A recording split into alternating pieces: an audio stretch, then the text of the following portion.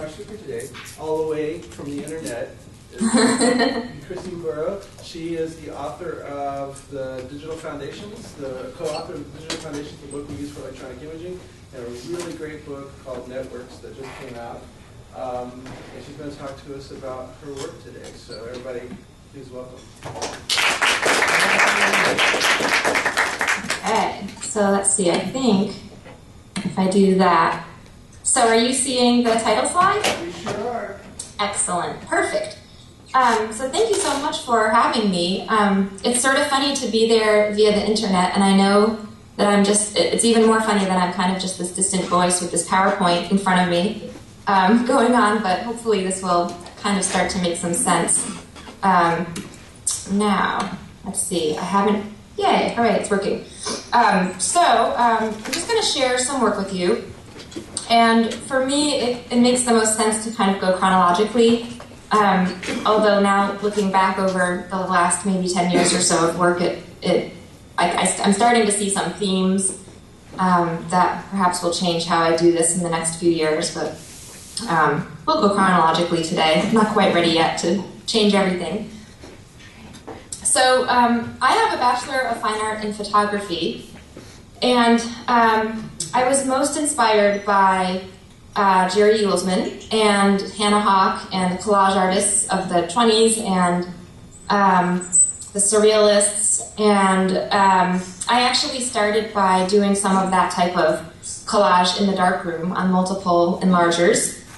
But very shortly after I started school, hooray, the Macintosh came out. And so Photoshop 2.0 was available. And I was really excited about working digitally. So I graduated in 1997, and everybody knew me as the girl who knows how to use the scanner. Now that doesn't seem very impressive, but back then it was a big deal. So I graduated in 97 with a full-time job in hand as a really bad web designer. I knew nothing really about design. I mean, I was trained in photography. I maybe took a couple of basic design classes, but I was by no means a graphic designer. And I was kind of shocked when this startup company said, "Oh, you know how to use the scanner? Cool, you want to be our web designer?" I was just kind of like, well, it's not exactly the same thing, but sure, I'll do it. Everybody was bad in those days. So this was the company that I worked for. These pictures are from the Wayback Machine. I don't actually even have an archive of my work from back then. Actually, I'm sure I do, but I'm sure they're on like iOmega Zip disks, and of course I don't have an iOmega Zip drive anymore, so the work is gone. But this is, sort of emblematic of the 90s, web design in the 90s. I had a really big fight with our CEO over the main page of the soundstone.com website. He insisted that he wanted to have a giant picture of a door opening with light coming in from the background. And I was trying to explain how file size is really important because, we were on dial-up back then, but I think eventually I proved to him that was going to be a bad idea. So I worked, I wouldn't say in the corporate world because it wasn't terribly corporate. It was definitely kind of a rock and roll company, and everybody was in a band, and so there was some freedom there. But I worked anyways for clients for a few years, and then I decided that I really didn't like working for clients. And I would say there probably are a lot of educators who could tell you that they really don't like working for clients. So I went back to school for my MFA and finished in 2001. There was a 3-year span. That's a real long story, so we're going to skip that. But I studied in grad school with Steve Kurtz. And Steve Kurtz is probably most well known for his work with Critical Art Ensemble. And his work is heavily influenced by this idea of tactical media.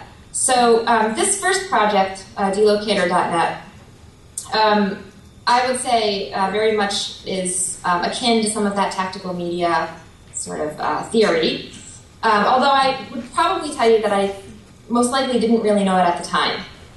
The idea for this website was really, this is basically a tool that I wanted to make. It doesn't go much further than that, but a lot of people have have written about this as something maybe more charged. So the site is essentially it's the opposite of an online store locator. So most retail stores, especially corporate stores, have online store locators. And I wanted to make sort of an online store locator for independent stores. Because at this time in 2005, independent stores, most of them didn't have websites even. I mean, they weren't, websites were expensive. And 2005 is basically after the dot-com crash, and people were not really sure how to use the web. I mean, we were sort of in transition at that time. 2005 is, I would say, is just before the sort of Web 2.0, era, or maybe it's just starting to happen. So I made this website where you could type in your zip code, and then you could find local stores in your area. And you would also see all the Starbucks in your area. And when it first started, it was strictly just local coffee shops and Starbucks. And the reason I made this is that I was on a trip to New York with some friends, and one of my friends was trying on clothes at H&M in Manhattan, which was like crazy, crazy busy on a Saturday afternoon. And I said, oh, no problem, I'll come back, I'm going to go find a cup of coffee. Coincidentally, I had worked for Starbucks as a barista for about 6 weeks between teaching gigs, and kind of just decided that I would try to to the best that I could to not support Starbucks. And it's not that I hate Starbucks. And in fact, there's a Starbucks in the building where I teach, and I go there all the time. But especially in this time, in 2005, it was sort of the heyday of Starbucks buying, putting multiple shops in one corner to sort of outdo the local shops, and a lot of local shops went under because of the rise of Starbucks, and I just wanted to sort of help the local stores. I had to enter all of the Starbucks stores by hand. So there were 6,000 Starbucks stores at that point in time, and all of those were entered into the database by hand. And the local stores was an empty database, and so I basically put out a call to people to go ahead and upload information about local stores in their area.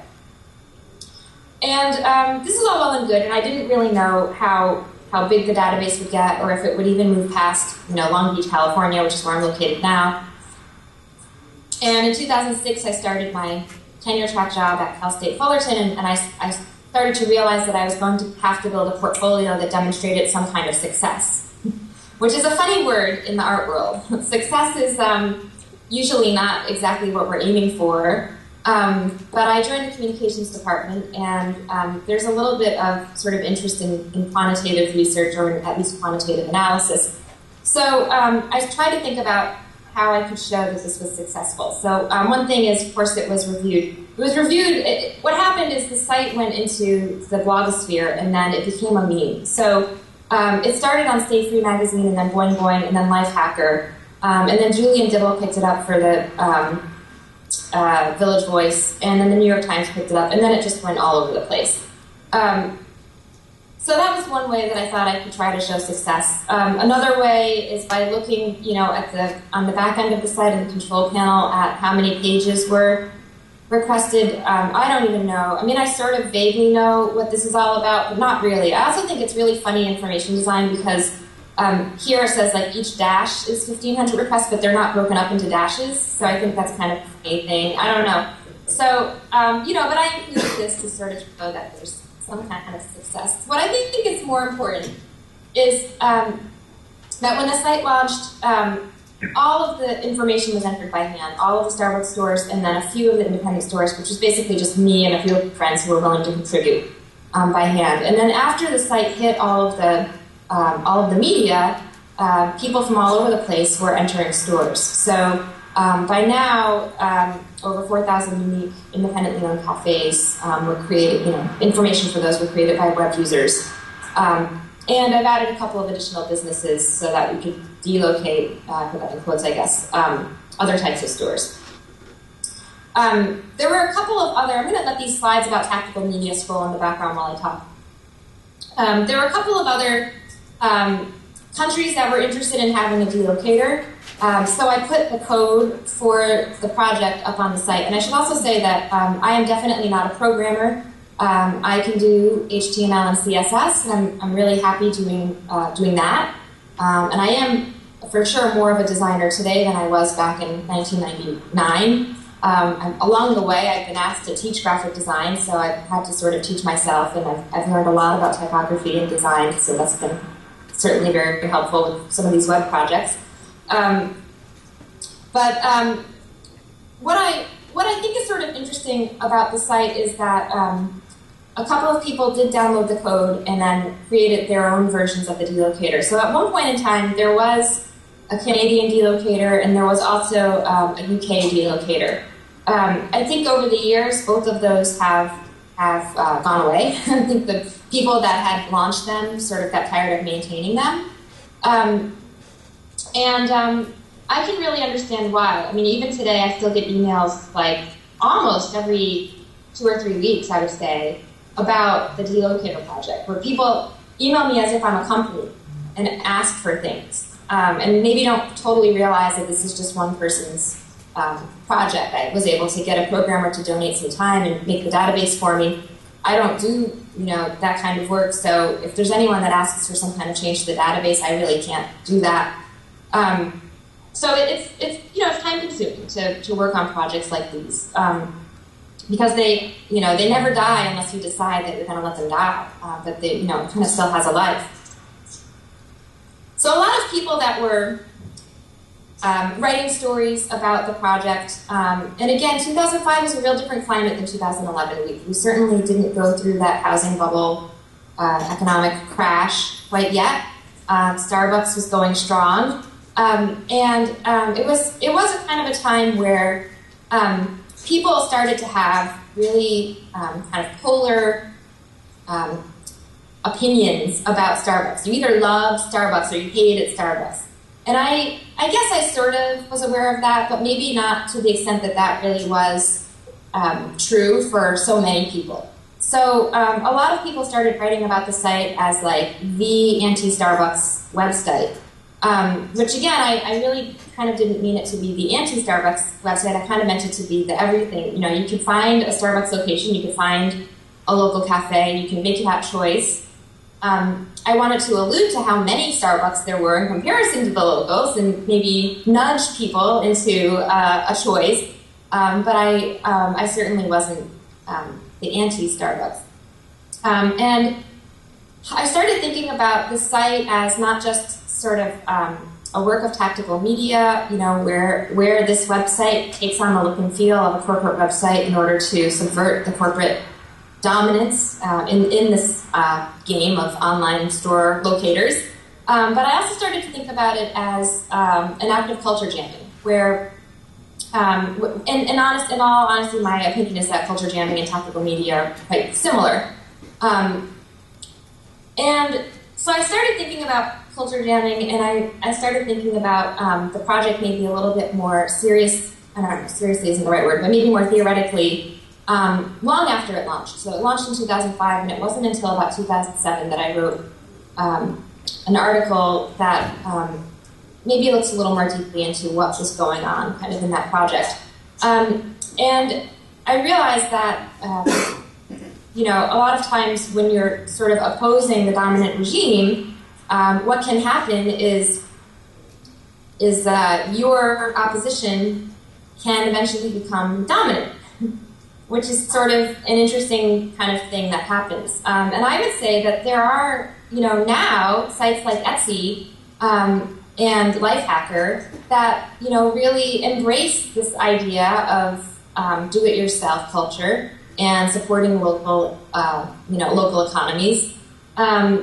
And so it's kind of been interesting for me to sort of keep up with that and watch that develop over time.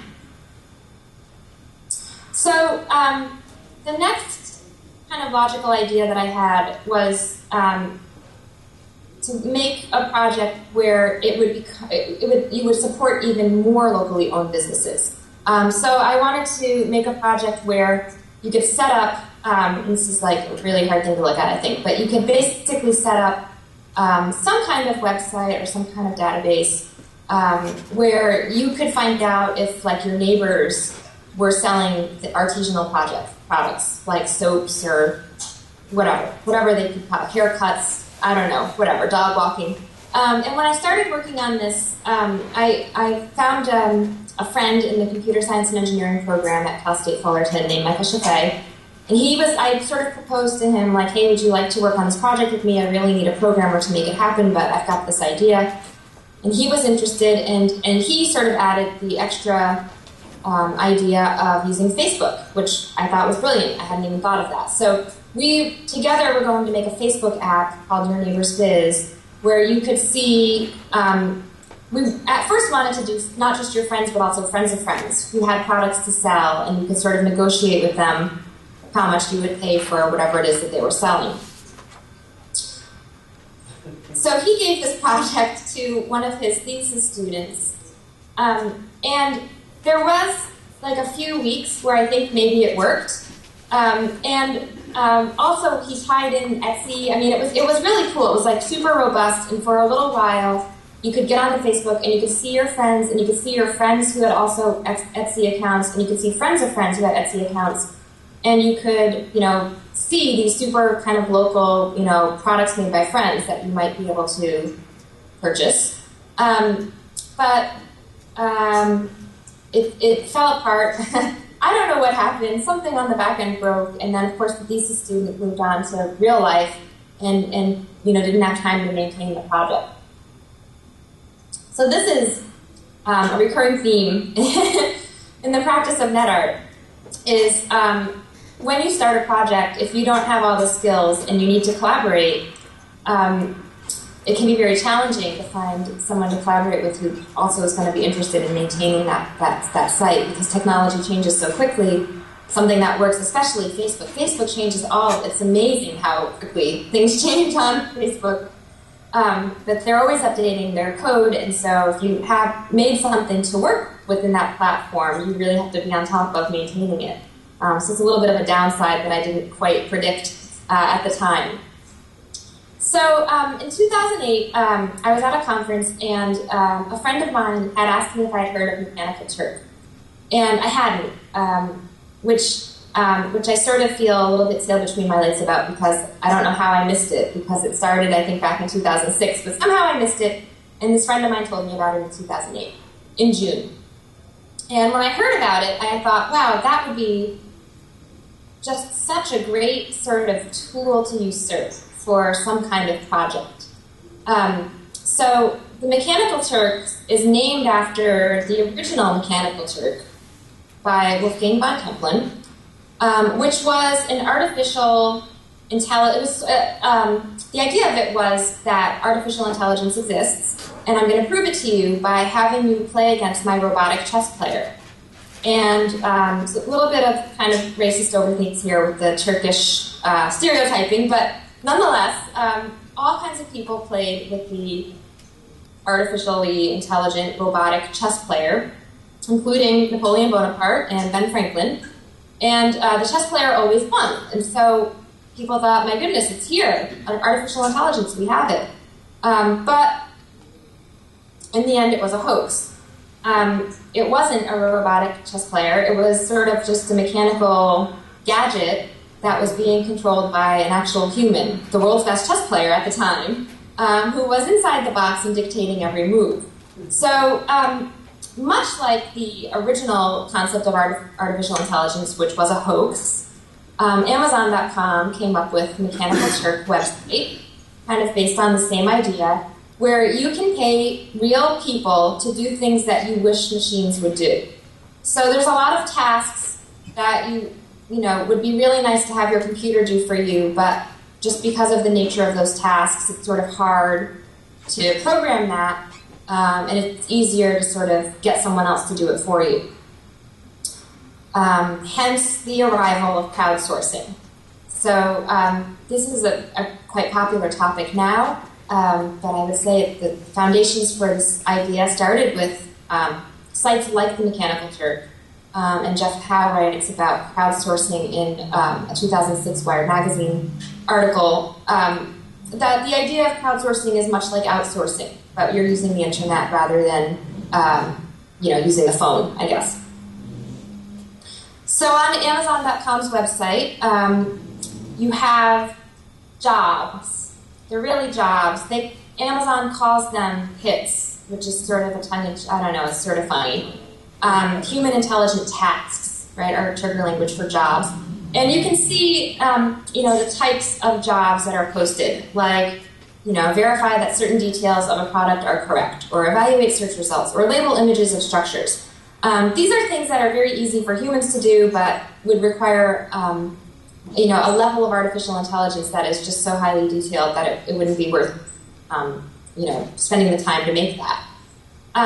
Amazon calls the payment rewards, which I also think is sort of funny language. I've had a lot of jobs in my life. I think I've had almost up to 30 jobs in my life, which is a little bit insane, but I've had a lot of different kinds of jobs. And for every job that I've had, I have received salary. And so I never thought of my payment as a reward, like for being, I don't know, a good girl or whatever. So there are certain things about the site that I think are sort of funny, and I think the word reward is used because the payment is so small. You can see that you earn 1 cent for each of the verify that certain details of a product are correct jobs that you take, or 2 cents or 5 cents. So this is sort of an example, a kind of typical job. If you accept it, you get your 1 cent. There's 99 jobs available, so if you did all 99 of them, you could make 99 cents. You have 10 minutes to do the job, and then you have to rate the quality of the results from a search engine. I tried to see if you could make minimum wage on Mechanical Turk out of curiosity. And so I worked for an hour. If I were really doing a real study, I probably should have worked for 50 hours and then take the average or whatever, but I wasn't that serious about it. So I worked for an hour, and I kept a log of how much I made and how much each of my hits were worth. And I think I forget what I made, but it was less than $1. It was like 86 cents or something like that. I mean, it was like ridiculous how much you don't make on Mechanical Turk.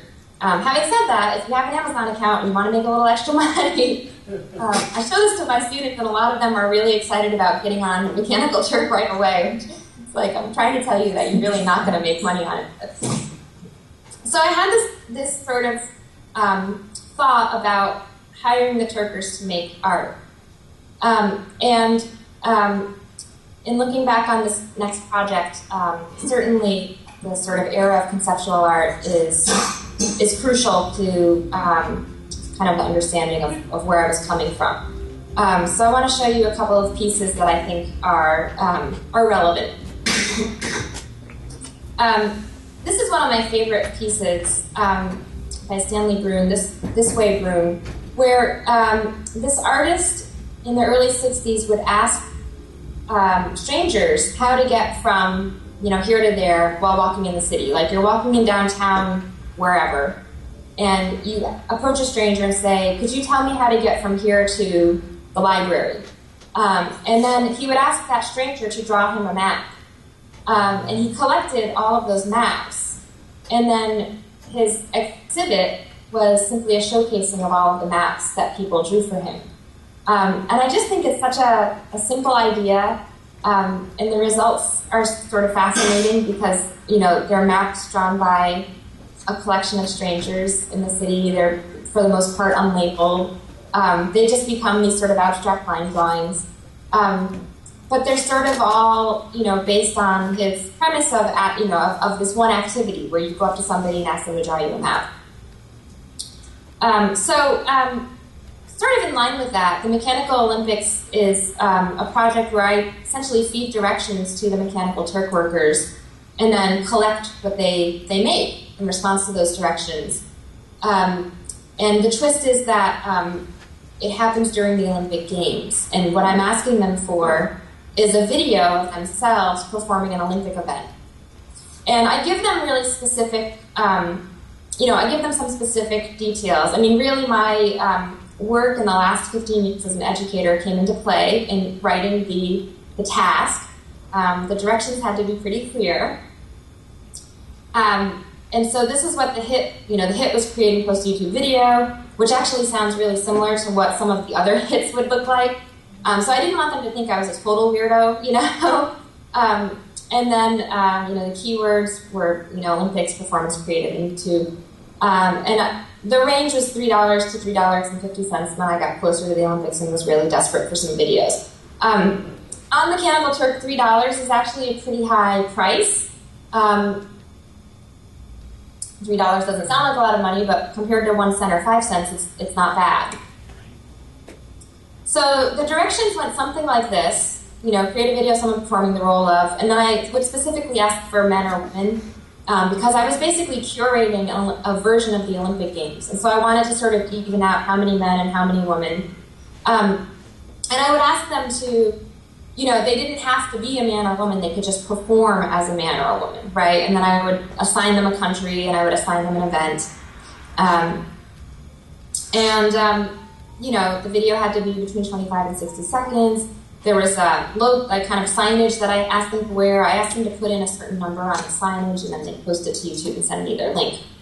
So I want to show you a video, and I'm not sure if it's going to play here, and I think what I'll do is just go ahead and click this.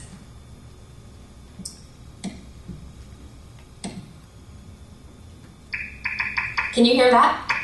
Yes. Yes. Great.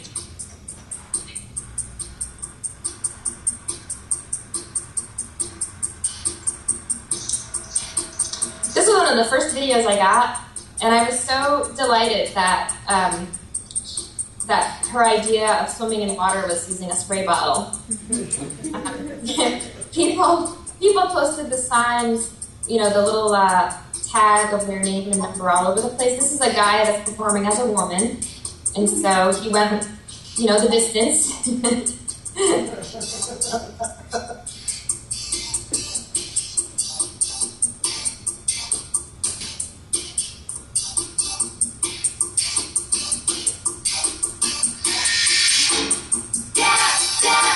People recorded their children. People recorded their pets. This one was hilarious to me. Like, these two projects merged where Starbucks workers performed for the Mechanical Olympics.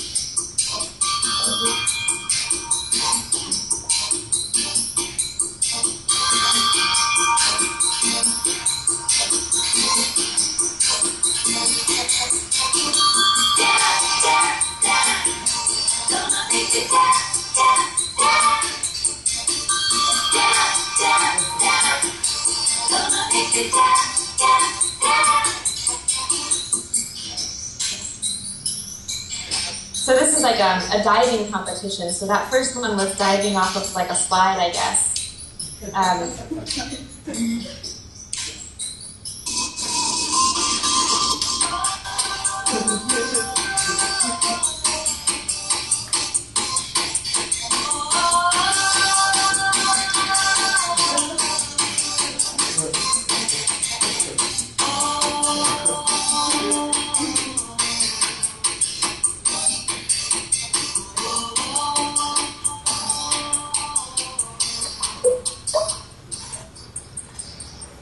Okay, let's come back to here. Great.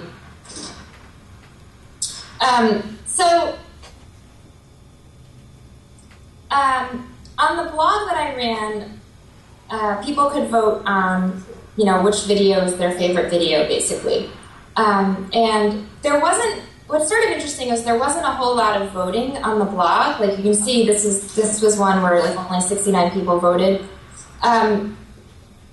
But there were a lot of viewers. I could tell that there were a lot of viewers and hits to the page by looking at the control panel. So it's sort of interesting to find out, that a blog may not get as much action. And just voting is like the simplest thing. You don't have to register. You don't have to do anything. You just click a button. In 2008, 2010, I collected 55 movies. I don't know for sure, but I think representation was from the US, UK, Canada, and India. And I think that because the YouTube videos would have a profile, and in the profile you can indicate where you're located. Of course, you could fudge that, so I don't know for sure. But it seemed like that's where most of the videos kind of came from. One worker added me as a friend on Facebook, which I thought was kind of funny. Like, I thought that was kind of cool. Like, wow, you found me on Facebook. But I guess one person wanted to just be in the loop so she could always create videos for the Olympic Games. And then lots of workers created blog posts, so there was a lot of kind of cross listing, I guess, about the project. So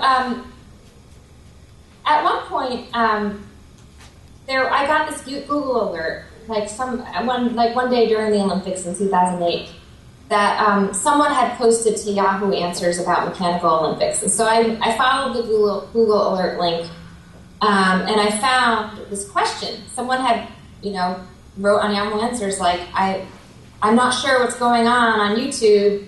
I've been searching for Olympics, and I keep getting this Mechanical Olympic stuff. What is this stuff? So this was kind of cool because I could actually go online and answer the person's question about the project. I have no idea who that was, but I certainly put the word Olympics in the name of the project so that when people would go on YouTube, they would happen to find this, right? They're much more likely to find the project there with the word Olympics in it if I didn't call it Mechanical Olympics. So this is a project that I think fulfills maybe some of O'Reilly's ideas about Web 2.0.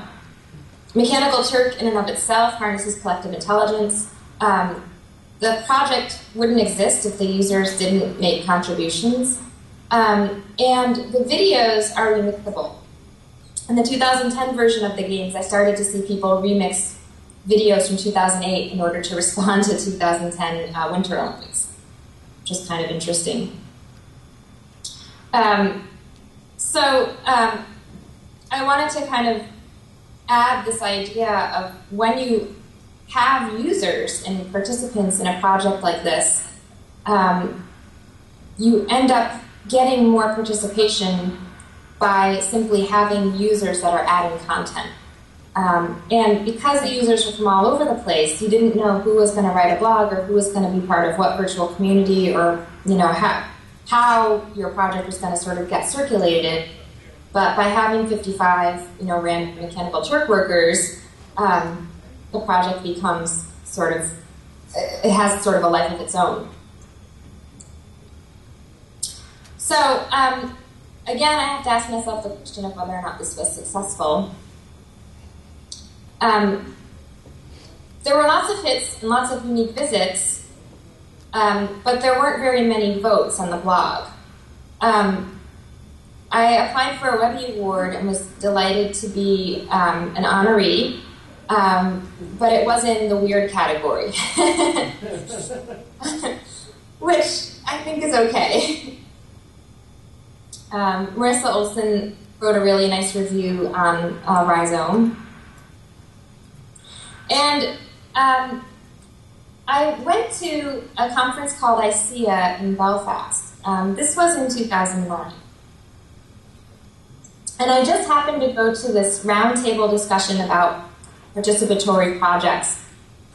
And I almost didn't go to it. It was like a Saturday morning at the end of the conference, and I really had to kind of get myself up and drag myself to this roundtable discussion. And I'm so glad that I went, because I sat next to a woman who I didn't know, and during the roundtable, the leaders said, let's break into groups and you can introduce yourself to each other. And so I introduced myself to her, and she said, well, what are you working on? And I told her about this project, not knowing who she was, which probably is better than knowing who someone is and then feeling scared and nervous about telling them about your project. So it turns out that she was a curator for a place called Corner House. Corner House is a really nice place. It's kind of an electronic art and film center in Manchester, England. She took an interest in the project specifically because it was about the Olympics. I mean, it was about sport, and because the Olympics, of course, are going to London next year. And Corner House is part of the Cultural Olympiad. So the Olympics actually have an arm, basically, called the Cultural Olympiad, and that part of the Olympics schedules cultural projects that take place in the hosted city leading up to the Olympic events. So Corner House was able to write a grant, in part from the UK government, but also in part from the Cultural Olympiad, to fund a version of the Mechanical Olympics. So in 2010, I went to Manchester and completed a version of this project. Now, we had to call it, we couldn't use the word Olympics in the title, which I thought was sort of funny, because the Olympics don't want you to use the word Olympics. Even though it's a project that kind of celebrates the Olympics, we weren't allowed to use the word Olympics. So we called it the Mechanical Games. And we worked, the structure of this project became a little bit different than what the original Mechanical Olympics sort of was all about. I did hire mechanical Turk workers, and they were part of the competition. But I kind of felt like that was sort of not the exciting part about the project in this town. The exciting part of the project was that Corner House, with the funding, was able to pay for a videographer and someone who would work as kind of a project manager to go to a whole bunch of different senior citizen homes and church groups to work with them in order to make these videos. So the Manchester community that was targeted was all senior citizens. So on the top there's a picture of the Wise Move dance group, which is women 55 and older who are in this dance group, and they were willing to participate. I think there were like 7 or 8 different houses, senior citizen homes or groups that all participated from all over the northwest of England. Then when they brought me out for the project, for the festival, we did a proper awards ceremony where we actually had these fake gold medals with Mechanical Games on them and flowers, and we announced the winners in each category and had them come to the stage and receive their award. One woman came up in her wheelchair and she was just so delighted. She never thought she'd win a gold medal, in her age. She never gets out of her apartment, and it was just really touching to know that this project had sort of, impacted someone's life like that. So it does look like the project will get funded again in 2012, so that's exciting. I think we're going to do it. I think that we're going to take on office workers rather than senior citizens this time around. One sort of challenge to working with the senior citizens was that they don't blog. They don't go online like ever. So there were no real votes, on the blog. So that was sort of, that didn't really work out. In that same year, I also started this video project, another YouTube video project. This time I worked with students. I started by working with students in my classroom, and then the project kind of spread to other universities, and I know other friends that are doing the project in their classrooms. The project is called Let's Go Crazy, and it's based on this video. I don't know if you've seen this video or not. I think.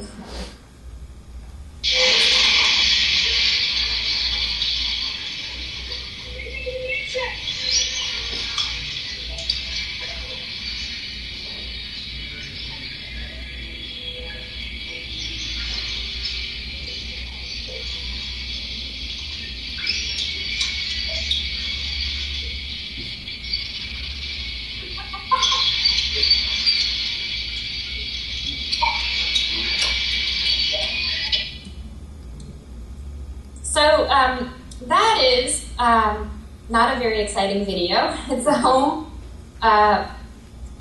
homemade video of Stephanie Lenz's son Holden running around the kitchen, and in the background you can sort of very vaguely hear the Prince song "Let's Go Crazy." So what happened to Stephanie Lenz was that she was sent a takedown notice from YouTube for copyright infringement. And people are receiving takedown notices all of the time, and most people just take the video down and don't, kind of don't respond to it. But most of the time, you're actually, covered by fair use doctrine to use the song, whatever the song or the picture is, in your piece. Most people just don't feel like going to court over it. But Stephanie Lenz, I think, just had sort of an activist sensibility, and she responded. She responded that her usage of the Prince song is protected by fair use, and Universal Music Group, which is the company that represents Prince, had 6 weeks then to respond to her, and in the end, she took UMG to court for this fair use case. So she also got representation by the Electronic Frontier Foundation, the EFF. So she is being represented by, an organization that whose main goal is to protect users' interests on the internet. This case still has not been decided. So basically, she's been in and out of court. It's kind of ongoing.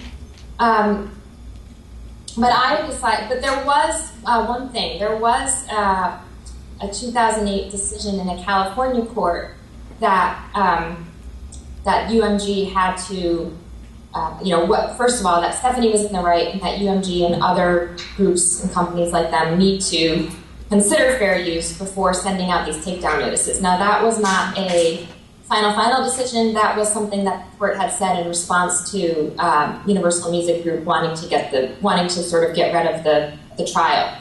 So this has been ongoing for a long time. It's still kind of going on, but it's a very important case because it's all about our rights as internet users who create content for the web. Let me take that away from you. I have a puppy who's like going crazy right now. You can hear that in the background.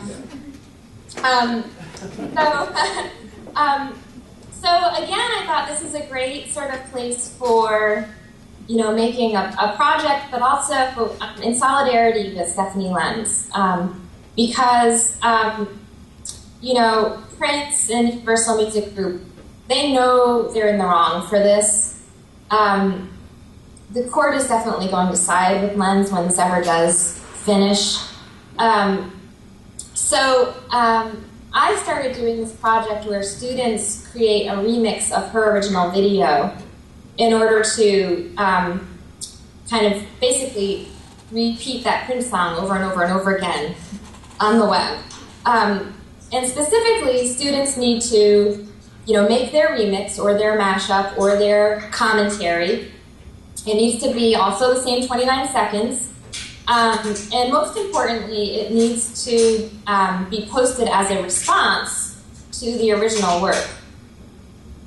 So if you take a look at the video response page, there's right now 127, responses to her original Let's Go Crazy work, and they're all over the place. Let's see, I think I have one. Thank you. I think I have one that's, I'm going to come back to that website because I think I've got like a little video that I wanted to show.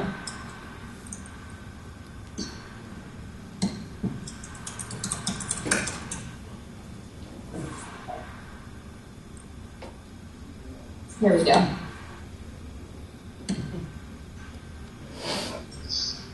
So these are some of my favorites.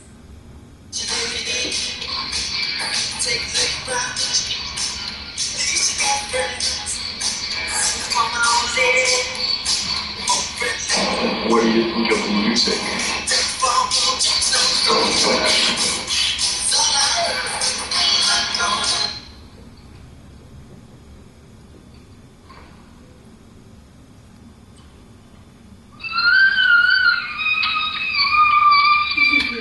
What do you think of music?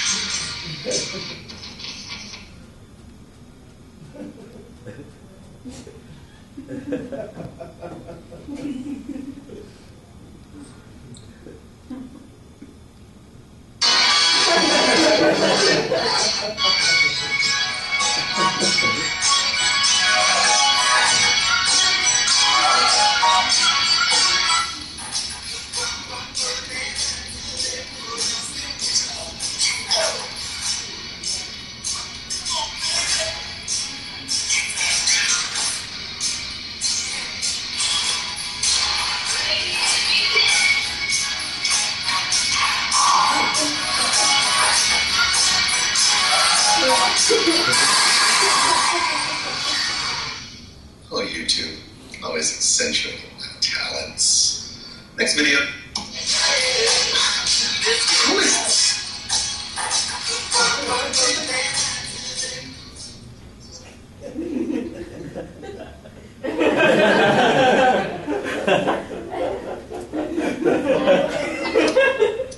This is pay.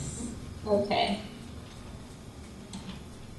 I should say that, you know, those are students in like a foundations digital media class. They're not necessarily filmmakers. Most of them have never made really a video before. A lot of the videos were made with cell phones.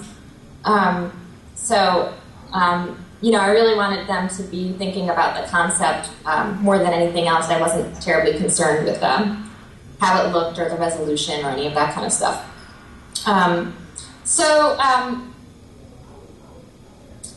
I always try to tell people not to be a net artist because, and I don't really mean that, but I just want to kind of express some of the challenges that that can be trying over time. One is that web users often assume that I'm a business. I get emails all the time from people asking me to change projects or to update things or to, you know, I don't know. And they write to me as if I'm a company that's going to have some kind of customer service, you know, and I'm just a person, you know, trying to balance like all this kind of stuff. So, so this is sort of like example, you know, why won't the site work on my iPad? You know, how hard can that be? I have no idea. You know. So, you know, that can be kind of challenging. Projects last forever. You know, if you're willing to maintain them, they just keep going. Participation is predictable. Most galleries don't know I exist, except for, you know, the sort of serendipity of meeting up with the corner house curator. And even when my work is recognized, it's often labeled as something other than art, like the weird status that I get from the web use. Which is all okay. You know, I actually kind of prefer being a little bit on the outskirts, but you know, it's not always the easiest thing.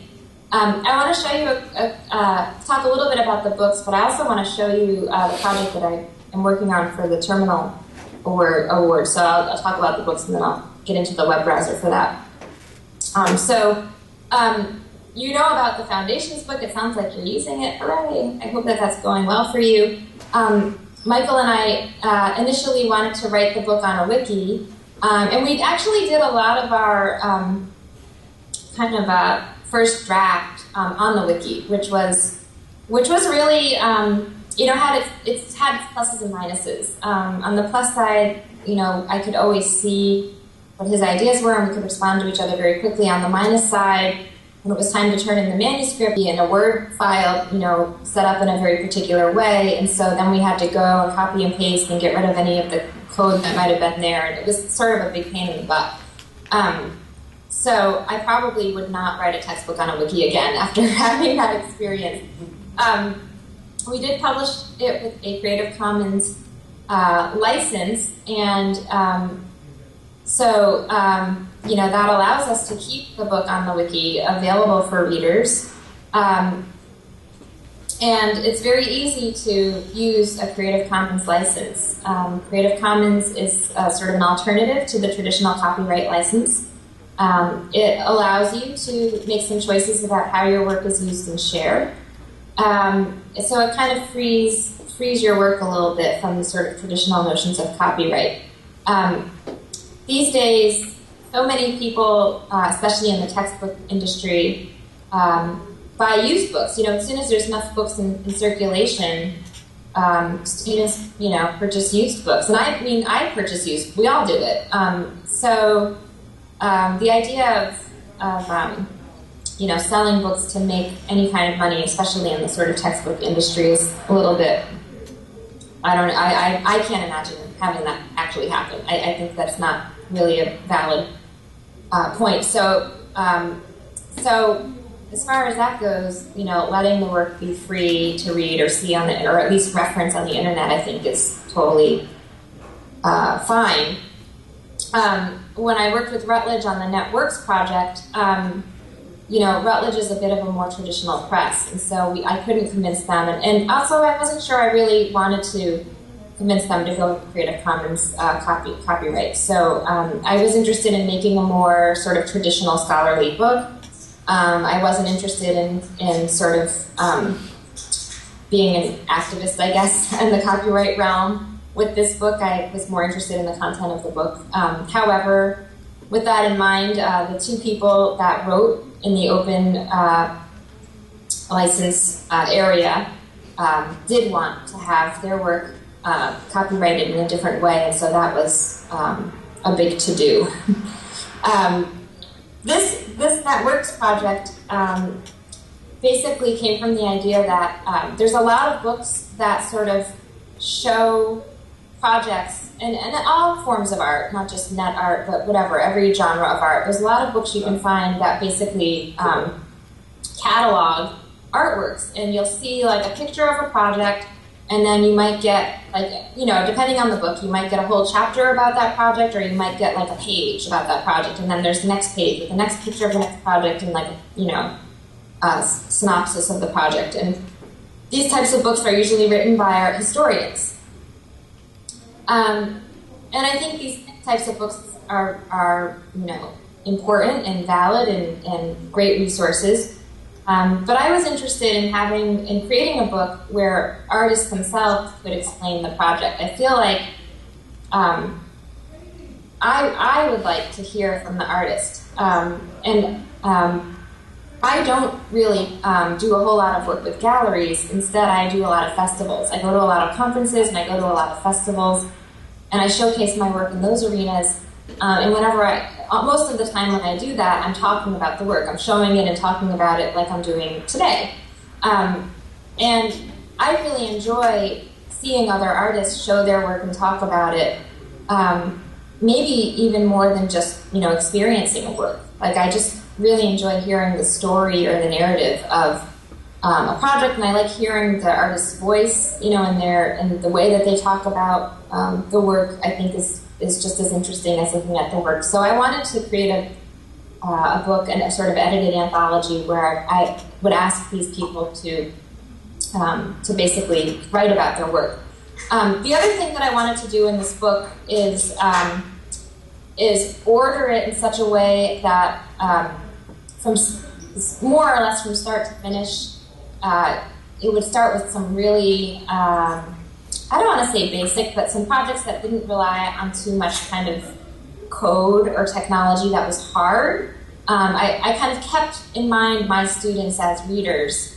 And I think, students certainly will take to a book like this, but I also think, I really enjoyed reading this book 6 times through. It was about what it took in order to edit it and get it all together. But I wanted to keep it so that if a student were reading, the first 2 chapters, they could feel like I could do that. The projects in the first 2 chapters don't require really that much code or that much technology. And then sort of over time, the chapters become a little bit more dense in terms of how much technology or how much code or what kind of code is being used.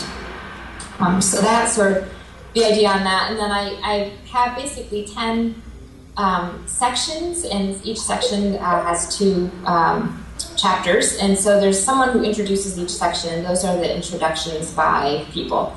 And all of those people those are sort of media scholars.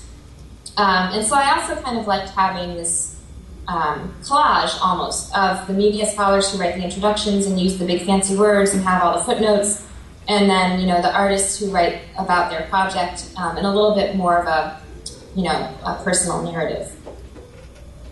Okay, before I get to this thank you slide, I want to show you, I think the piece that I'm most excited about for the Terminal Award is, it's not in here, it's in Google, is this work that I've created called On the Web. I want to show you, before I show you this, in 2007, I created a project called Paradise Obscura, where I took Kerouac's novel On the Road and sort of reinterpreted it, maybe, or maybe say make a conceptual rendering of the book or of some part of the book as a paper bag. And so what I wanted to do was create these handmade paper bags that I would give away at City Lights bookstore. So 2007, let's see, trying to get to some place here. 2007 was the 50th anniversary of the publication of On the Road. And so I just saw this as an opportunity to kind of celebrate the 50th anniversary, and also the day that I actually did this would have been Jack's birthday, March 12th. So I proposed to City Lights bookstore. City Lights is the bookstore in San Francisco that is owned and operated by Lawrence Ferlinghetti, who is another beat poet. And so I basically proposed to City Lights that I do this project where I make these bags and then hand them out to the first 50 customers who buy something. It was sort of interesting to do this. I mean, I encourage anybody to do something like this, where you just propose a project to some company. A little easier to do that to something that's run by just one person than like a big company. But I got a meeting with Lawrence Ferlinghetti, which is that alone was worth doing the project for. The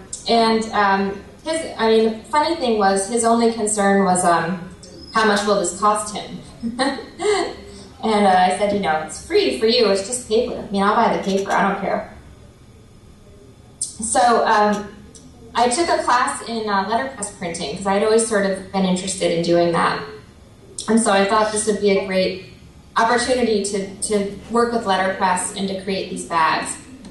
So the one side of the bag is this is a quote from the book. One side of the bag is I sat there with these 2 madmen, and then on the inside of the bag, nothing happened, which is sort of the end of the same quote.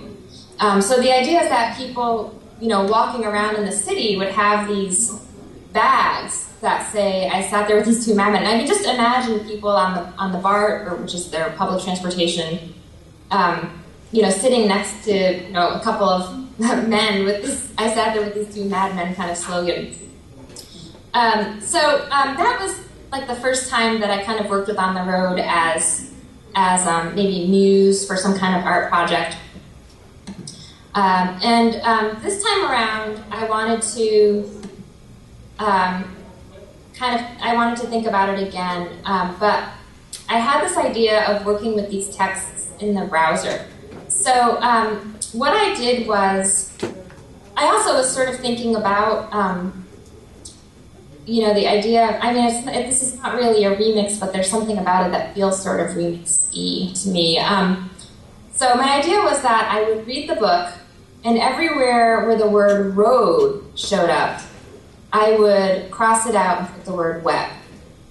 And then I would upload basically every page so that the whole book would basically be viewed online with the sort of crossed out web. And then I designed this so that you could kind of skip from web to web, which that way you could sort of see. I mean, it's sort of interesting because the idea of the road in the 50s, you know, the road trip, like that was like the... I think our video has stalled out. You're breaking up on us. Yikes. Do you want me to call you back? Move your cursor. Let's see if we can watch it move. Yeah, I think it's good. I think we're working again. Hey, there I am. Oh, Yes, we're working, okay. We're working again, I think. Okay, great. Excellent. So, a couple of things. The original manuscript, when Kerouac wrote this book, he wrote this book in kind of in a frenzy, and he wrote it on a typewriter, and he wrote it for a number of days, kind of all in a row. It kind of just all poured out of him, and he would just tape the pages together on a typewriter so that when he was done, he had the manuscript as this giant scroll. And so this is actually a picture of Jack Kerouac with his original scroll of On the Road. So my kind of translation of On the Road puts it in the browser as a continuous scroll, where the word road is kind of switched out with the word web. And I think you can see this, but let me see if I can zoom in a little bit. It starts to lose resolution a little bit, but I think it's sort of interesting to read it with the word, you know, road, with the word web substituted for road, and that it's still, like, in a way, the book still makes sense. Like, in this case, my old road friend, Eddie, you could say my old web friend, Eddie, and that sort of makes sense. Like, we have web friends, like we have Facebook friends, you know, and those are our web friends, maybe, or we have virtual communities. And so it's interesting to me to kind of look at all the places where he uses that word road, and then kind of translate that to web and see what happens. There's a lot of places where I feel like it works. There's a lot of places where maybe it doesn't work, but it's sort of interesting to see how it reads.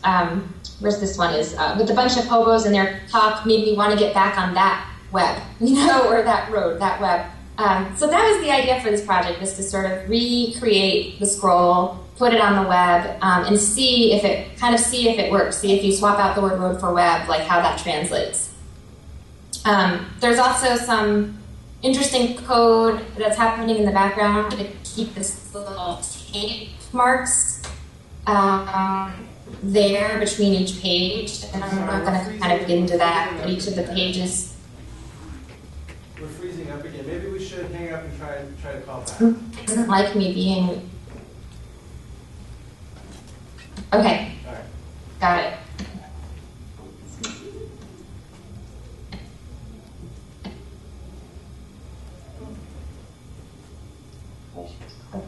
Okay.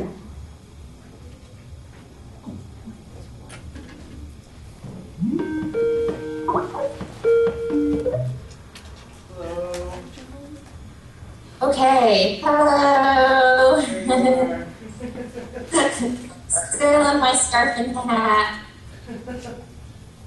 Feeling better.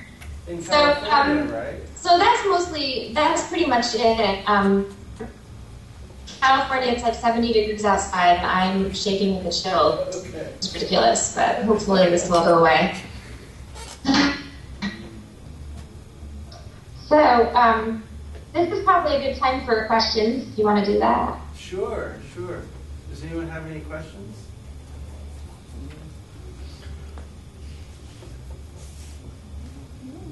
Well, I have a question, because this actually comes up in my teaching and my practice a lot. How do you see, because I know you teach design, communication design, how do you see that relating to a studio practice, to a studio art practice? Yeah, I think there's a lot of overlap.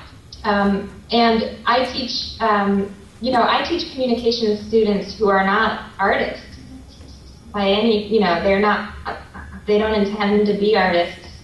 But nonetheless, I teach them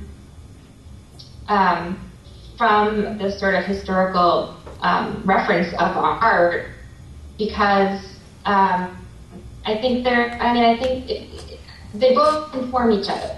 I think your art practice is informed by a certain history that is totally at play in the commercial realm.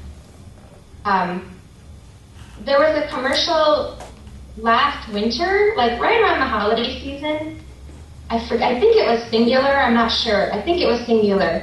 And it so looked like a Christo piece. I don't know if you remember that, it's like sort of a vague reference, but I remember seeing it and I remember thinking, like, that's a Christo piece. Like, it was like all these orange umbrellas, like it just was like, wow, they totally stole that. I noticed, like a week later, there was a little blurb at the bottom of the end of the commercial that said, something to the effect of like, this is not, or with permission from Jean-Claude, or whatever it was. Basically, they acknowledged that there was no difference. So, I think that's a very specific example, but I think there's a lot of overlap between a fine arts practice and a commercial practice. Both of them rely on visual communication, and so I think the more you're kind of skilled in the history of art and theories of visual communication, the better off you'll be in either situation. What's the main difference? I guess the main difference is audience. I think it's kind of the same thing, but for different audiences. Yeah. Sometimes as an artist you can get away with things that you couldn't get away with as a commercial designer, which is kind of nice. Yeah. Any other questions? They're being awful quiet. It's, I have a question. You said you what? studied under Steve Kurtz. Can you hear him? Come closer, Sean.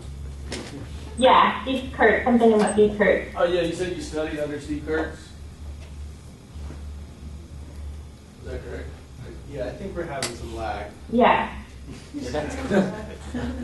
Did he? Yeah.